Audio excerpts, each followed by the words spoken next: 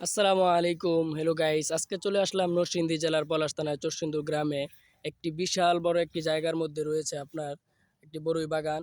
তো আজকে আমরা এখানের যে বরই বাগানের মালিক রয়েছে, আমরা তার সাথে কথা বলবো, দেখব এটা করতে কী ধরনের খরচ হয় বা তারা কিভাবে এটা উৎপন্ন করে এবং কিভাবে বিক্রি করে, এই বিষয়ে আমরা তার সাথে একটু কথা বলবো।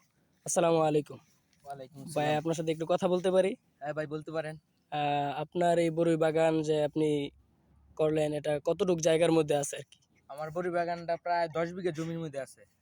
ও, তো এটা করতে আপনার কত টাকা খরচ হয় বা কেমন পারিশ্রমিক লাগে, কয়জন শ্রমিক লাগে বা কি, সে এটা বিষয়ে একটু করতে আপনার বড়ি বাগানটা প্রথম থেকে মানে চারাগুলা লাগাইতে প্রায় 10-15 হাজার টাকা খরচ হয়েছে, মানে যেসব লোক দিয়ে লাগাইছি প্রথম প্রথম যে সময় প্রথম। হয়েছে।